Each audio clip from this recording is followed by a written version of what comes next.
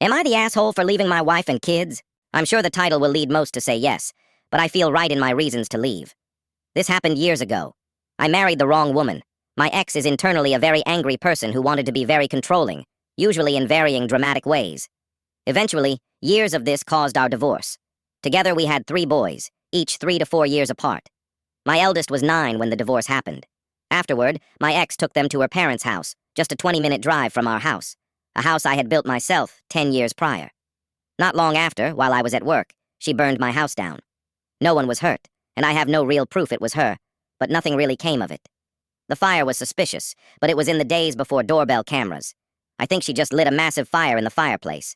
So I left. At the time, I had a specialized job that was in high demand almost everywhere. Back then, you could get a job with just a smile and a handshake.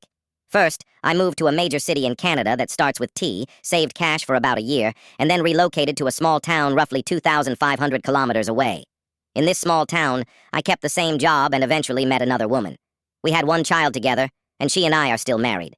My kids from my previous marriage would come to stay with us during summers, over their school breaks. I thought they enjoyed those summers. They built go-karts one year and raced them, and we were always camping. My eldest dropped out of high school back home, but my younger 2 eventually moved in with us for their final years of high school. They grew up.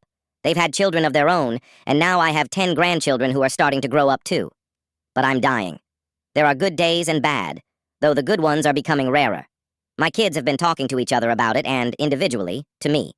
My youngest son, from my current marriage, called my second youngest for support after dealing with me on a particularly rough day.